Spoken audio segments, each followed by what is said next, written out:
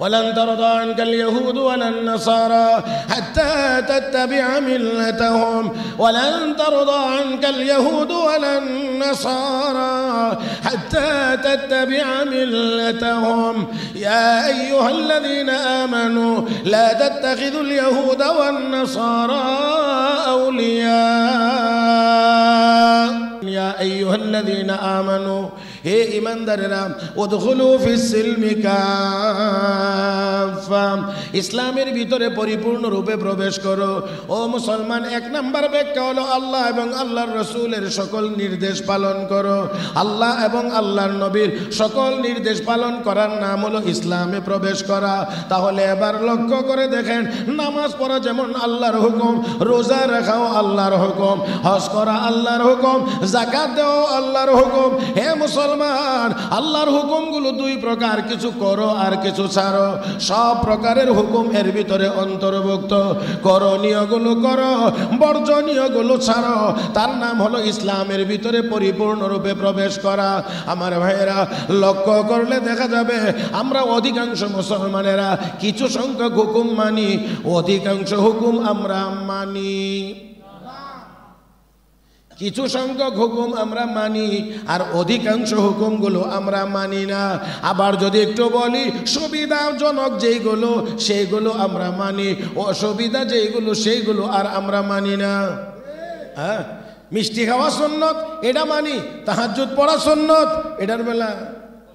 ونعوذ بالله من شرور أنفسنا ومن سيئات أعمالنا من يهده الله فلا مضل له ومن يضلله فلا هادي له ونشهد أن لا إله إلا الله وحده لا شريك له ونشهد أن سيدنا وسندنا وحبيبنا ومولانا محمدا عبده ورسوله الذي أرسله بالحق بشيرا ونذيرا وداعيا إلى الله بإذنه وسراجا منيرا صلى الله تعالى عليه وعلى آله وأصحابه وبارك وسلم تسليما كثيرا. أما بعد فأعوذ بالله من الشيطان الرجيم. بسم الله الرحمن الرحيم. يا أيها الذين آمنوا ادخلوا في السلم كافة ولا تتبعوا خطوات الشيطان إنه لكم عدو مبين. بارك الله لنا ولكم في القرآن العظيم ونفعنا وإياكم بالآيات والذكر الحكيم. اللهم صل على محمد وعلى آل محمد كما صليت على إبراهيم وعلى آل إبراهيم إنك حميد مجيد.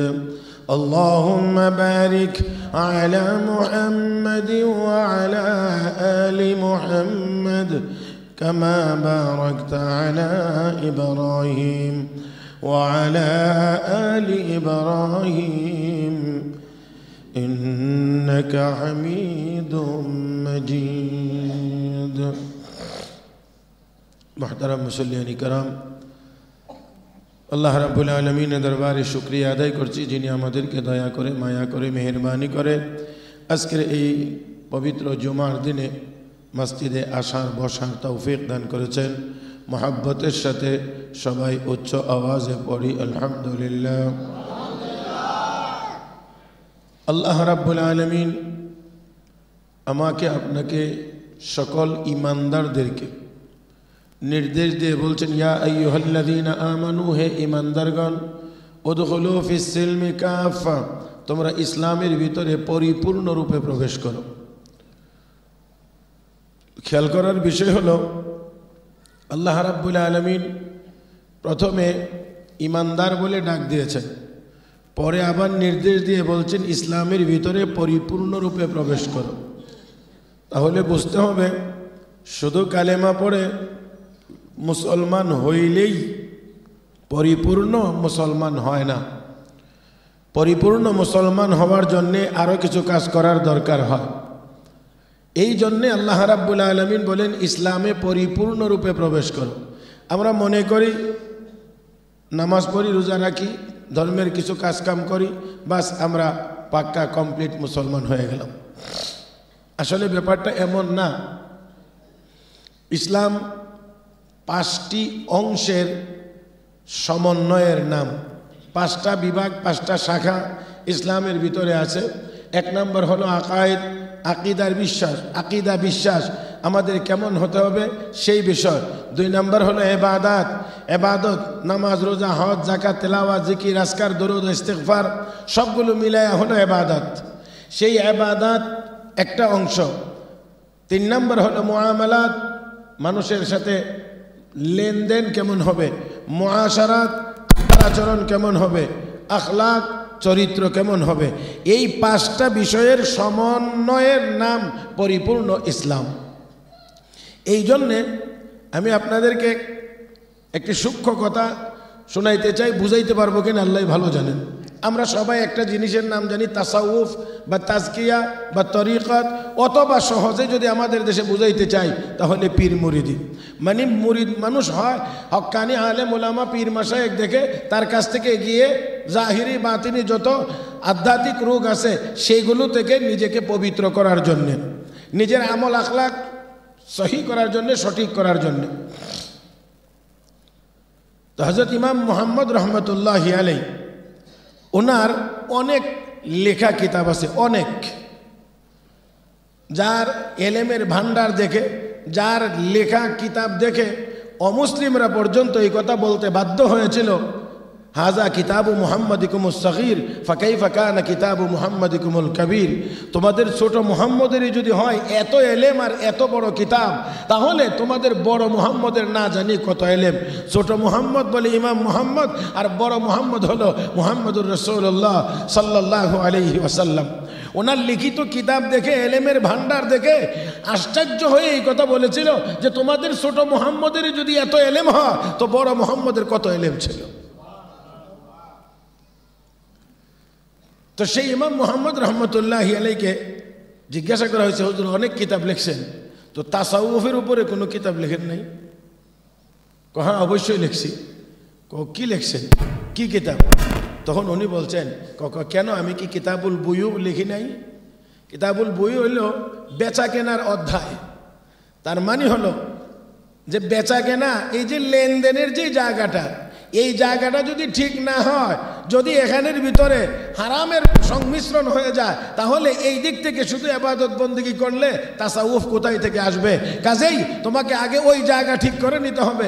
মানে যেখান থেকে আমরা গ্রহণ করব সেই জায়গাটা যেন হালাল হয়। মুহতারাম হাজরিন, বর্তমান দুনিয়ায় এই বেচা কেনার ওই জায়গাটাতে যদি যাওয়া হয়, মুআমালাত আর মুআশারাতে যদি যাওয়া হয়, তাহলে দেখা যাবে আমরা মাশাআল্লাহ অনেক মুসল্লি নামাজি হুজুর এই জায়গার মধ্যে গিয়ে ধরা,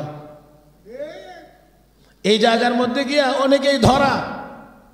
সেই জন্যে খুবই এই জায়গাটা অত্যন্ত জটিল এবং কঠিন জায়গা।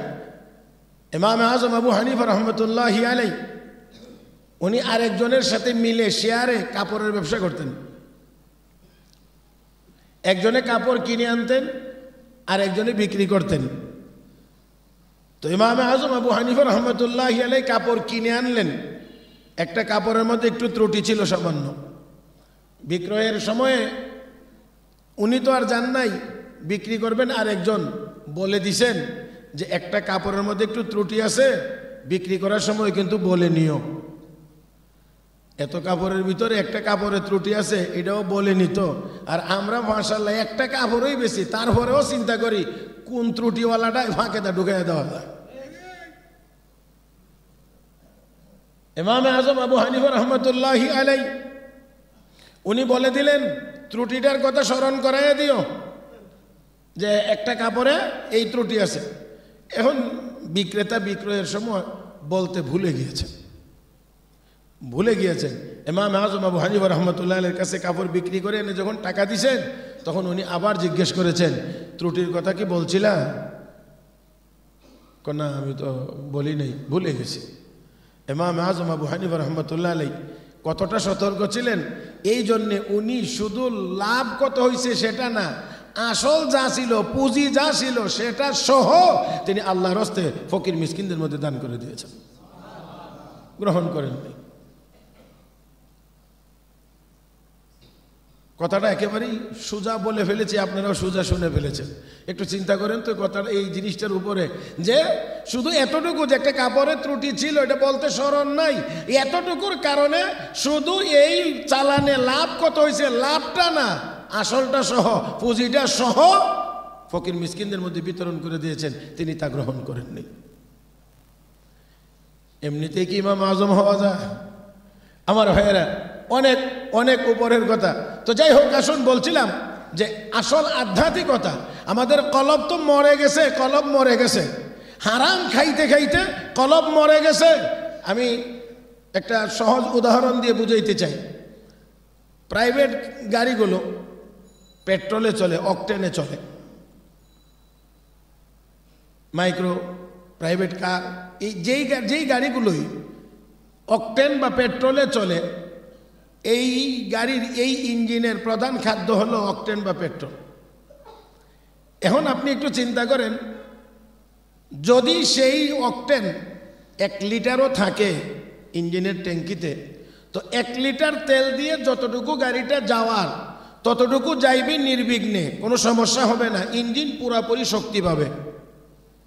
কিন্তু যদি আপনি 10 লিটার তেল ঢুকাইলেন, এই 10 লিটার তেলের মধ্যে যদি 5 লিটার কেরোসিন মিশ্রিত থাকে, তাহলে এই তেল যতক্ষণ পর্যন্ত থাকবে ইঞ্জিন চলবে কিনা এটা ইঞ্জিনিয়ারই ভালো বলতে পারবে। তবে আমি বুঝি যদিও চলে, তাহলে পিক আপ দিলে পিক আপ নেবে না, ইঞ্জিনে শক্তি পাবে না, দৌড়াইতে চাইলেও গাড়ি বেশি দৌড়াইতে পারবে না। তার কারণ হলো তার খাদ্যের ভিতরে ভেজাল। তার খাদ্যের ভিতরে ভেজাল থাকার কারণে ইঞ্জিনে যদি পিক আপ উঠে না, তাহলে অবশ্যই মুমিন হারাম পেটে ঢুকাইতে থাকলে তার ইমানের ভিতরেও পিক আপ উঠবে না। আমরা বর্তমান সময়ে এই হারামের মিশ্রণ আমাদের পেটের ভিতরে ঢুকতে ঢুকতে ঢুকতে ঢুকতে ঢুকতে সব ধ্বংস করে দিয়েছে, সব ধ্বংস করে দিয়েছেন। তাই রব্বে করিম আয়াতে কারিমার ভিতরে ঘোষণা করেন, ইয়া আইয়ুহাল্লাযীনা আমানু, হে ঈমানদারেরা, উদখুলু ফিস সিলমি কাফা, তোমরা ইসলামের ভিতরে পরিপূর্ণরূপে প্রবেশ করো। এই কথাটা আল্লাহ কোন প্রেক্ষাপটে বলেছিলেন একেবারে সংক্ষেপে বড় না করে বলছি। হযরত আব্দুল্লাহ বিন সালাম রাদিয়াল্লাহু তাআলা আনহু ইহুদি ছিলেন, কালেমা পড়ে মুসলমান হয়েছিলেন। ইহুদি ছিলেন, কালেমা পড়ে মুসলমান হয়েছিলেন। তো ইহুদি ধর্ম আর ইসলাম ধর্ম তো এক জিনিসের নাম না। ইহুদি ধর্মে উটের গোশত খাওয়া ছিল হারাম, ইসলাম ধর্মে উটের গোশত খাওয়া হালাল। ইহুদি ধর্মে শনিবার দিন মাছ শিকার করা হারাম, ইসলাম ধর্মে সব দিন হালাল। এখন মুসলমান হওয়ার পরে উনি সব ঠিক আছে, মুসলমান হওয়ার মধ্যে কোনো ত্রুটি নেই, সব ঠিক আছে। কিন্তু শুধু এতটুকু চিন্তা যে ইসলাম ধর্মের ভিতরে উটের গোশত খাওয়া বাধ্যতামূলক না, খাইতেই হবে এমন কথা বলা হয়েছে না, বলা হয়েছে হালাল, তার মানে খাওয়ার অনুমতি আছে। তো খাওয়ার অনুমতি আছে মানে কথাটাই হলো যে মনে চাইলে খাও, না চাইলে না খাও। খাইবার অনুমতি আছে, খাইতেই হবে এমন না।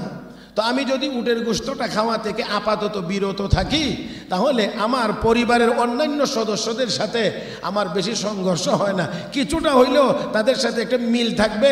কারণ ইহুদি ধর্মে উটের গোশত খাওয়া বড় মহা অন্যায়। আমি যদি তাদের চোখের সামনে এই উটের গোশত খাই, তাহলে তাদের মেজাজ আমার উপরে বেশি ক্ষিপ্ত হবে। শনিবার দিন মাছ না ধরলেও ইসলামের কোনো ক্ষতি নাই, কিন্তু মাছ যদি আমি ধরতে যাই, তাহলে ইহুদি ধর্মে এটা মারাত্মক অন্যায়। সেই জন্যে তারা আমার উপরে ক্ষিপ্ত হবে। এই এতটুকু চিন্তা থেকে হযরত আব্দুল্লাহ বিন সালাম তাওরাতের বড় আলেম ছিলেন, এতটুকু চিন্তা থেকে তিনি মনে মনে ভাবলেন উটের গোশত যদি না খাই আর শনিবার দিন মাছ যদি শিকার না করি তাহলে তো আমার ইসলামেরও কোনো ক্ষতি হচ্ছে না, অপর দিক দিয়ে তাদের সাথেও সম্পর্কের মারাত্মক অবনতি হচ্ছে না। এতটুকু বিষয় মনে মনে থাকার কারণে রব্বে করিম আয়াত নাজিল করে সতর্ক করে দিয়ে বলেন, হে ইমানদারেরা, ইসলামের ভিতরে পরিপূর্ণরূপে প্রবেশ করো। তার মানে হলো কিছু উপর দিয়ে ইসলামের নমুনা দেখাইবা আর ভিতর দিয়ে ইহুদিদের সাথে তোমার সম্পর্ক ভালো রাখার জন্য উটের গোশত খাওয়া থেকে বিরত থাকবা। এতটুকু সম্পর্ক বজায় রাখার জন্য আল্লাহর হুকুমকে একটু দূরে ঠেলে দেওয়া, এটা পরিপূর্ণ ইসলামের পরিচয় বহন করে না। আর আজকে আমরা তাদের সাথে শুধুমাত্র সুসম্পর্ক বজায় রাখার জন্য পুরা ইসলামটাকেই কোরবানি দেওয়ার ষড়যন্ত্র করতেছি।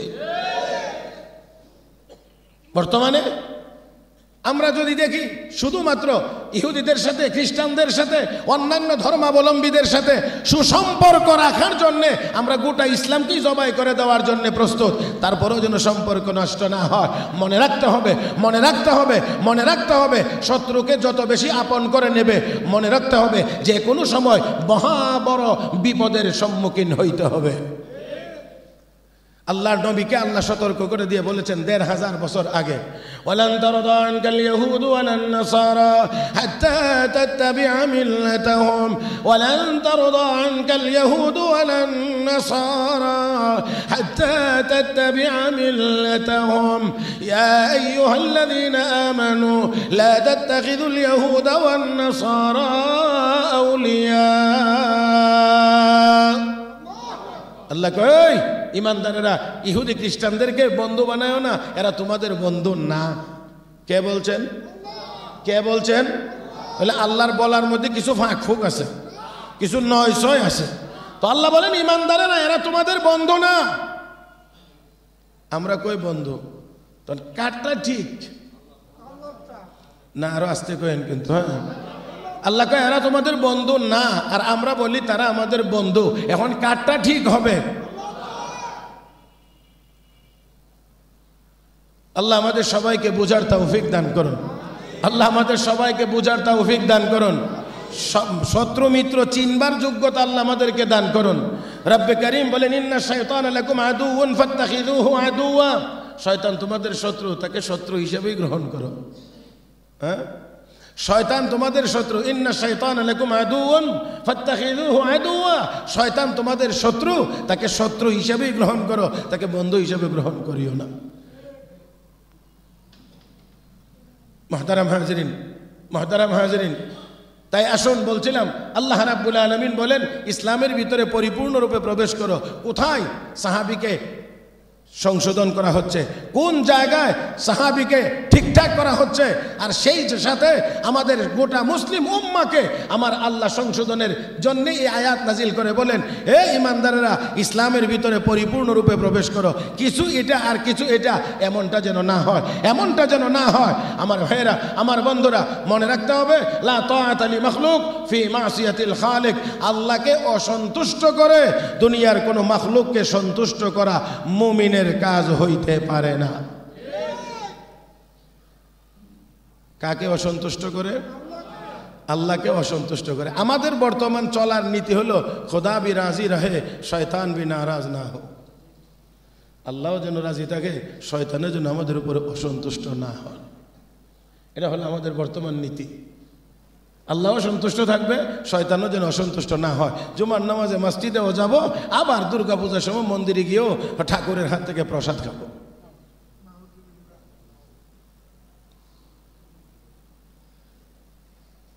আমার ভাইয়েরা, তাই আসুন, আল্লাহর ঘোষণা কি? ইসলামের ভিতরে পরিপূর্ণরূপে প্রবেশ করো। এই পরিপূর্ণরূপে প্রবেশ করো, এই কথাটার দুইটা ব্যাখ্যা মুফাসসিরিন ইকরাম তাফসীরের কিতাবে লিখেছেন। একটা হলো আল্লাহর যাবতীয় বিধান, আল্লাহর যাবতীয় বিধান মানা।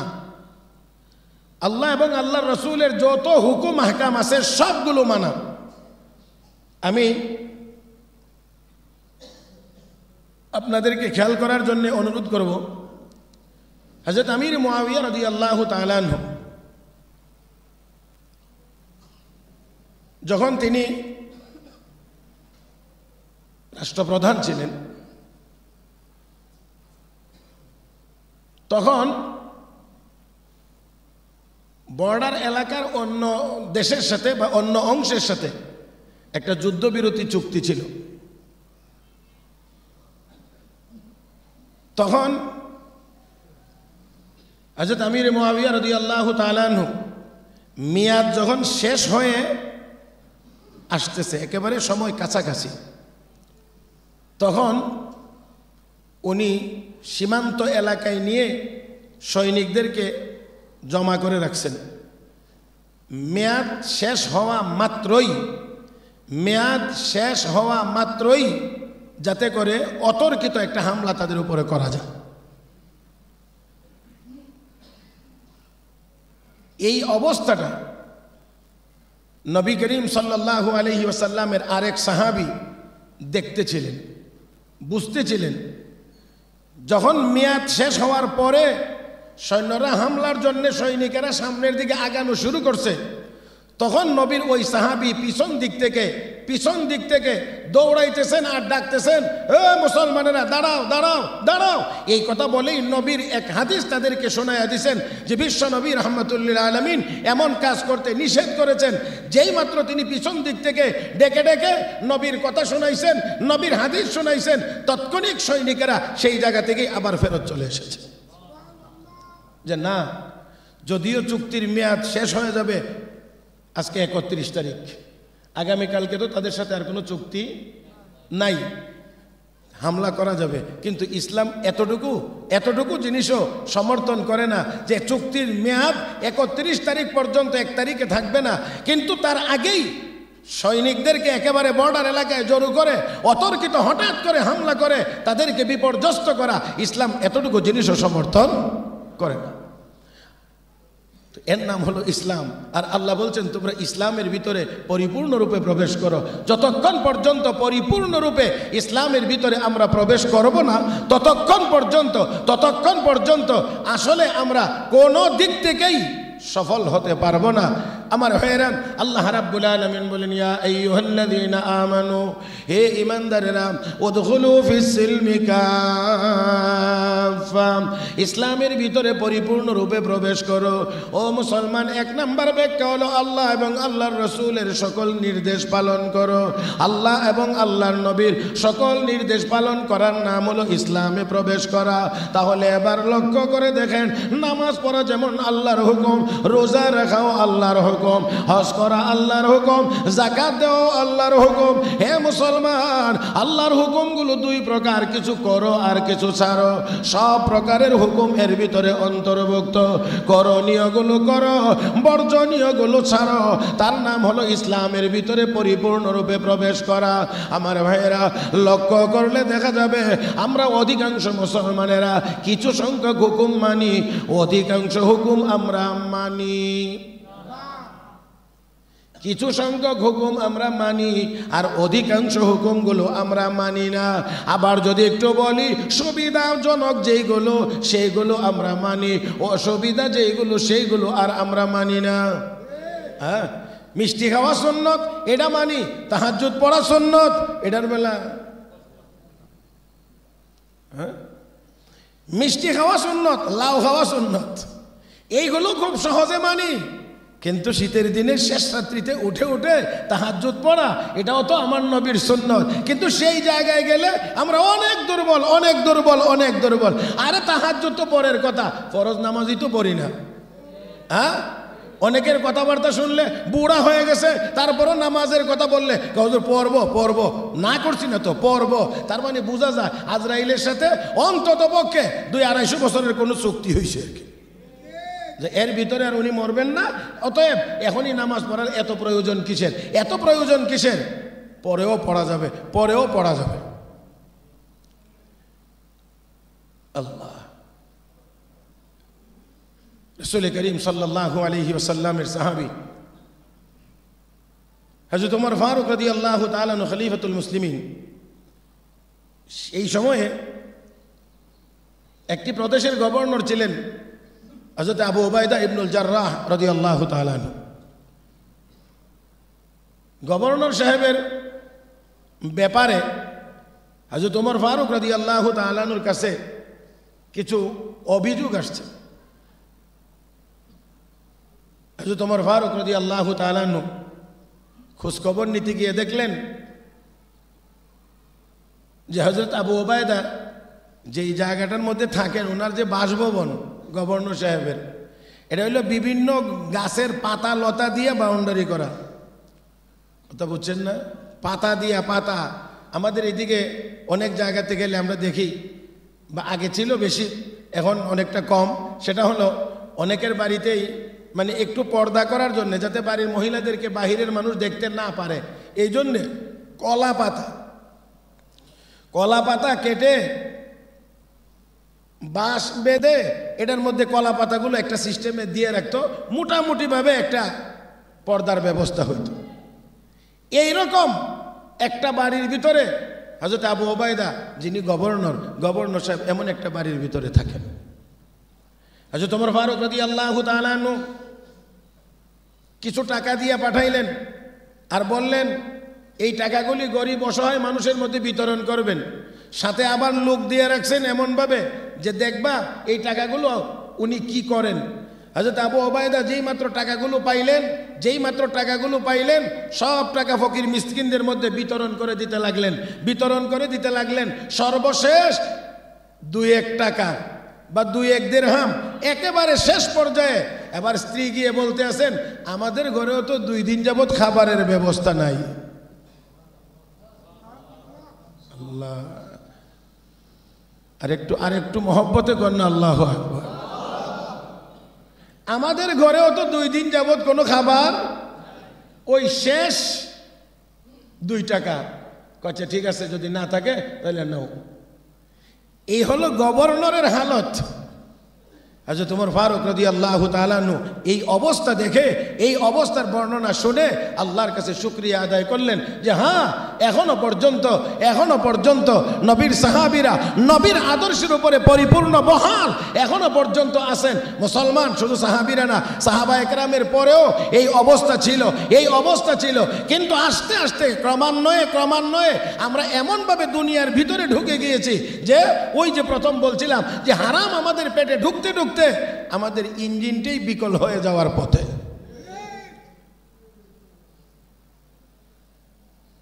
আল্লাহ আমাদের সবাইকে আমাদের ঈমান মজবুত করার তৌফিক দান করুন। আর একটু মহব্বতে। তাহলে ইসলামে পরিপূর্ণরূপে প্রবেশ করতে হবে। এই পরিপূর্ণরূপে প্রবেশ করতে গেলে ওই জায়গাটাও ঠিক করতে হবে। আল্লাহ বলছেন সব বিধান মানো। রাহমাতুল লিল আলামিন নবী মুহাম্মদুর রাসূলুল্লাহ সাল্লাল্লাহু আলাইহি ওয়াসাল্লাম বাজারে গেছেন, গিয়ে দেখেন খেজুর উপর দিয়ে খুব সুন্দর সাজানো, বড় বড়। তখন এর প্রধান আইটেম তো ছিল খেজুর, খুব সুন্দর। নবী ভিতরে হাত ঢুকাইলেন, হাত ঢুকাই দেখেন নিচের খেজুর এত সুন্দর না, একটু ব্যবধান।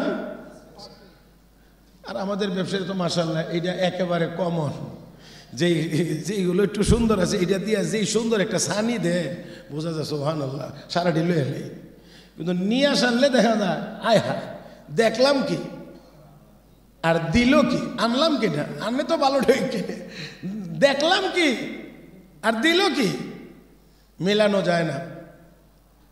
আল্লাহ, আমার কিছু ক্ষুদ্র অভিজ্ঞতা আছে এরকম। এমনও হয়েছে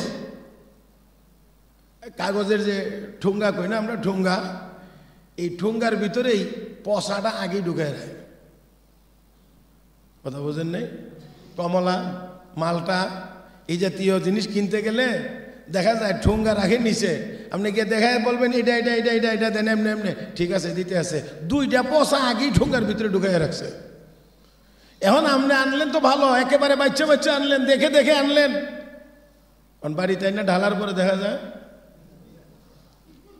কোত্থেকে আইল। হ্যাঁ মহতারাম হাজিরিন, শুধু তা না, হাটাজারিতে পড়ি সময় দেখি পাল্লাতে মাফে অনেক বেশি দেয়। আসলে ছাত্ররা খুব মহব্বত করে, এই জন্য গোস্ত আর কি, গোস্ত চিন্তা করে গোশত একটু আনতে গেলে খুব বেশি দেয়, দেখা যায় যে মাশাআল্লাহ অনেক বেশি দিছে। 250 গ্রাম গোশত কি এত কিনা যায় না। তো আমরা ছাত্ররা 2-3 জনে মিলে 3-4 জনে মিলে 1 কেজি কিনতাম, নিজের হাতে আবার রান্না করে খাওয়ান লাগে। এখন দেওয়ার সময় দেখি মাশাআল্লাহ দিছে ভালো, কিন্তু অন্য দোকানে আইন না মাপলে দেখি 100 গ্রাম কম। আরে কি আজীব কারবার, এত বেশি দেয়, দেখা যায় একেবারে পাল্লাটা আবায়া দেয়, মাপ অন্য জায়গাতে মাপলে 100 গ্রাম কমে যায়, ঘটনা কি? পরে খোঁজ নিতে নিতে ছাত্ররা বা অন্যরাও খোঁজ নিয়ে নিয়ে শেষ পর্যন্ত দেখছে পাল্লার নিচে চুম্বক লাগাই রাখছে। বুঝেন নাই? পাল্লার নিচে চুম্বক পাথর লাগাই রাখছে। এই চুম্বকের কারণে এটা তো এমনি ভারী হয়ে রয়েছে, এখন একটু ডাবায়া দিলে সবাই খুশি, বেশি দিতে আছে, কিন্তু আসলে কাম করতে আছে কি, দেখায় 50 গ্রাম বেশি দিছে, কিন্তু আসলে কেজিতে 100 গ্রাম কম। এই অবস্থা মুহতারাম হাজিরিন। সেজন্য আসেন আমরা অনেকটাই নাম সর্বস্ব, সাইনবোর্ড সর্বস্ব মুসলমান হয়ে গেছি। এই জন্যে আল্লাহর কোরআনে এই আয়াত ছিল, আছে এবং থাকবে সব সময় ইমানদারদের প্রতি এই ঘোষণা, হে ইমানদারেরা উদখুলু ফিস সিলমি কাফা, ইসলামের ভিতরে পরিপূর্ণরূপে প্রবেশ করো, পরিপূর্ণরূপে প্রবেশ করো, আমার সবগুলো হুকুম মানো।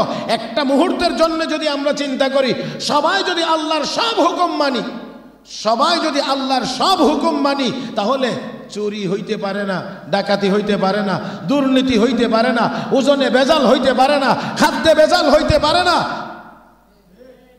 আর একটু কোনোটাই হতে পারে না। হয় কেন?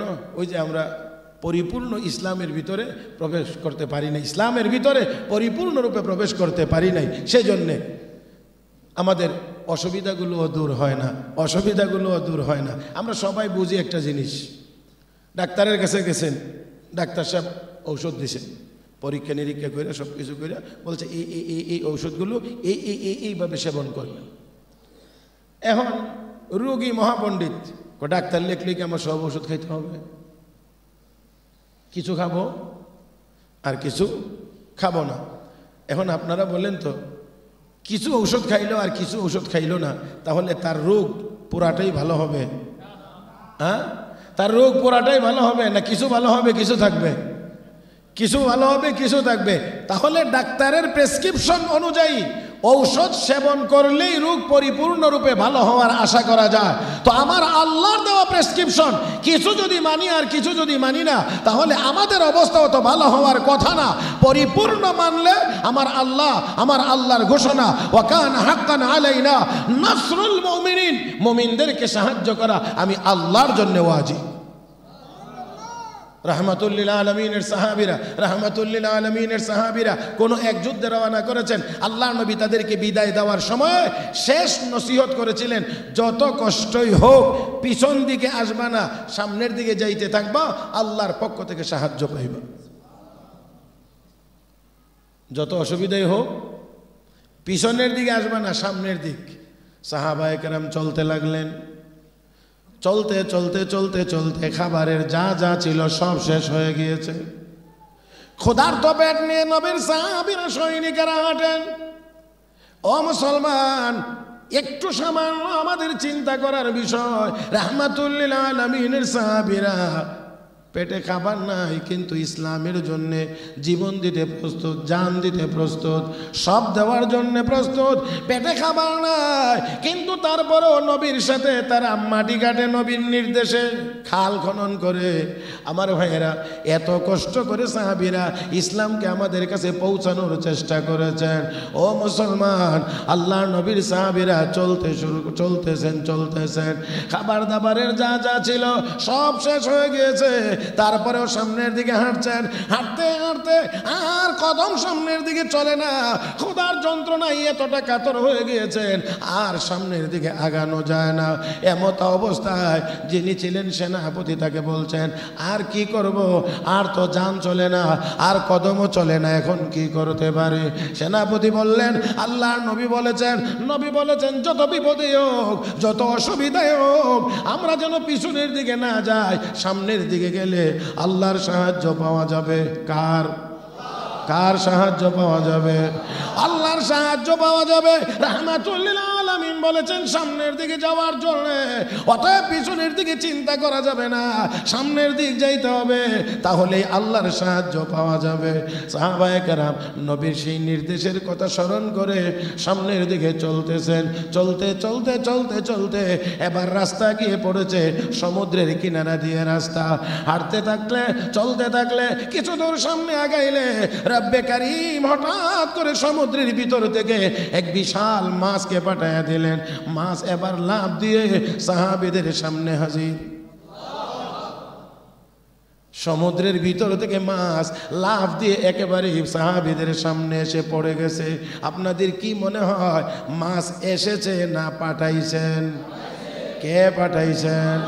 আল্লাহ রাব্বুল আলামিন পাঠাইলেন। সব সৈনিকদের খাবারের ব্যবস্থা হয়ে গিয়েছে। ও মুসলমান, সকল সৈনিকেরা এই মাছ খায়, এই মাছ খায়। কত বড় হইলে এবার সম্ভব? আমি আপনাদেরকে বলছি, আল্লামা শাইখুত তাফসীর আল্লামা ইদ্রিস কান্দলভী রাহমাতুল্লাহি আলাইহি তার কিতাবের মধ্যে লিখেছেন, মাছ এত বড়, এত বড়, এত বড়। নবীর এক সাহাবী বলেন, আমি এখান থেকে একটা কাঁটা খুললাম, পেটের দিক থেকে একটা জয়েন্ট সহকারে কাটা করলাম। জানি না বুঝাইতে পারছি কিনা। একেবারে গোড়া থেকে, জয়েন্ট থেকে যদি কাটা পেটের দিক দিয়ে ছোটান, তাহলে কাটাটা দুই দিকে থাকবে, দুই দিকে কাটা। আমি ওই কাটাটাকে মাটির উপরে রাখলাম, এমন করে একটা গেটের মতো হয়ে গেল।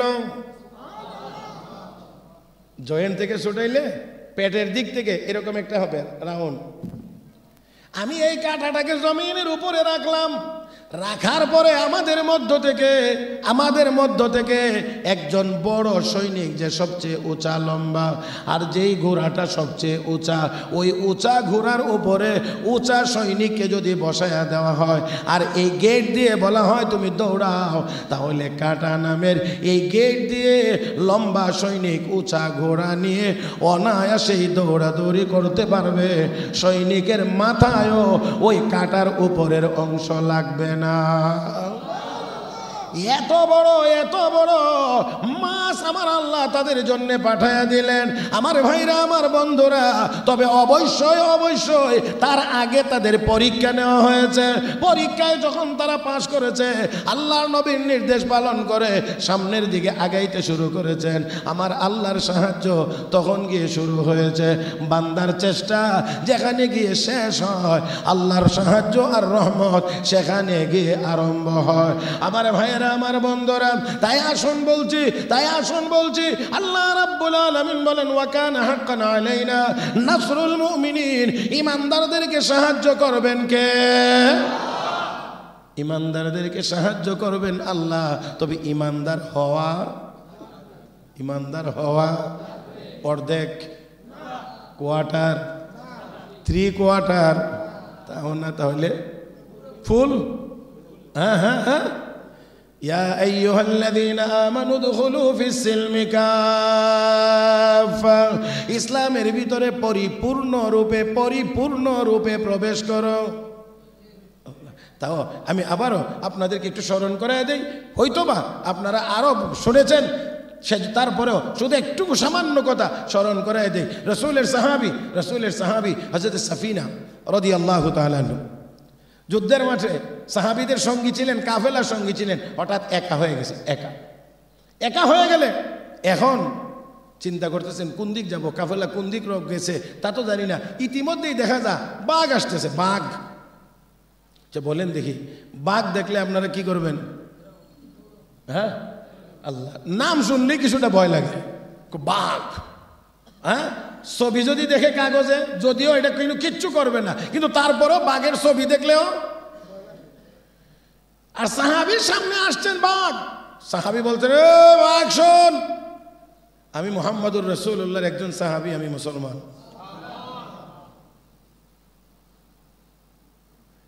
বাঘ এখন আর হামলা না, আস্তে করে আসছেন, নিচু হয়ে বসে গেছেন। বাঘ ইশারা দিয়ে বুঝাইতে চান, তুমি আমার পিঠে ওঠো, আমি তোমাকে তোমার গন্তব্যে পৌঁছায় দেব। সাহাবীরা কোন দিক গেছে বাঘেরও তো জানা থাকার কথা না। সাহাবীরা কোন দিক গেছে, সৈনিকেরা কোন দিকে গেছে বাঘের কাছে তো আর বর্তমানে আধুনিক যন্ত্রপাতি নাই যে যন্ত্রপাতির মাধ্যমে বলে ফেলবে কোন দিকে গেছে। আল্লাহর নবীর সাহাবী বাঘের পিঠে উঠলেন, বাঘ এবার চলতে শুরু করেছে, কিন্তু চলার পদ্ধতিটা একটা অভিনব পদ্ধতি। কতটুকু যায় গিয়ে বাঘ নাক লাগায় মাটিতে, আবার সোজা হয়, আবার চলতে থাকে, আবার কতটুকু গিয়ে নাক লাগায় মাটিতে, আবার সোজা হয়, আবার চলতে থাকে। আমার ভাইয়েরা, নাক লাগায় মাটিতে কেন? ও মুসলমান, বাঘ বুঝতে পেরেছে, বাঘ বুঝতে পেরেছে মুসলমান যেই দিক দিয়ে যাবে তার ইমানের সুঘ্রাণ ওই জমিনের মধ্যে লেগে থাকবে। তাওহীদের ঘ্রাণ সুঘ্রাণ জমিনের মধ্যে লেগে থাকবে।